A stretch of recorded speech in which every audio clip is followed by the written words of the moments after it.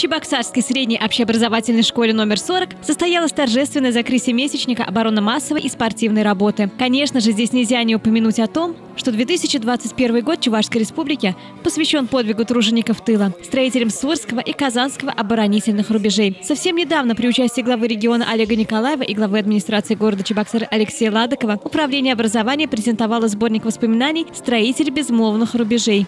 Это уникальный материал, который описывает исторические события, подвиг жителей республики. Во всех столичных школах состоялось торжественное вручение сборника учащимся, чьи материалы вошли в данную книгу, а также переданы школьным библиотекам. Всего же в сборник вошло 87 воспоминаний, которые были собраны авторами-школьниками из 39 чебоксарских школ.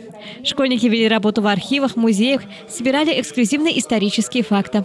Книга – это уже, наверное, можно назвать апофеозом, да, той исследовательской работы, которая проходила в течение лета, когда дети, так скажем, в реальном времени попытались проникнуть в историю тех событий, пообщаться с непосредственными участниками тех моментов, да, рытья окопов.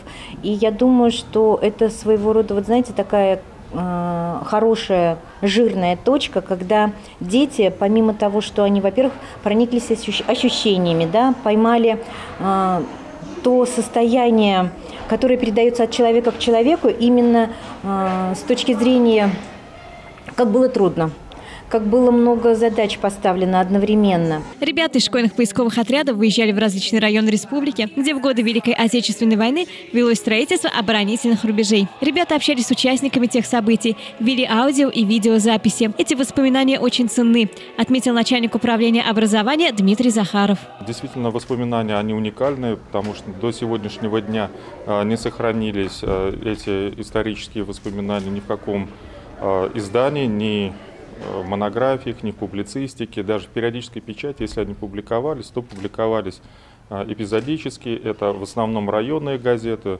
Шумерлинского района, Алаторского, ряда других, и носили такой эпизодический характер, приуроченный, как правило, ко Дню Победы. К сожалению, таких воспоминаний было собрано не так много, и, по сути, книга уникальна еще и тем, что у всех оставшихся, ну, скажем так, в живых участников тех событий эти воспоминания собраны. Второй тираж книги будет доступен общественности. У горожан появится возможность погрузиться в эксклюзивные воспоминания участников тех событий, узнать о длительности рабочих смен, о норме дневной выработки, о том, как работали женщины, старики и дети в это суровое время. Так что никто и никогда не забудет, какой ценой досталась Великая Победа. Елена Яковлева, Степан Гурьянов. Жизнь столицы.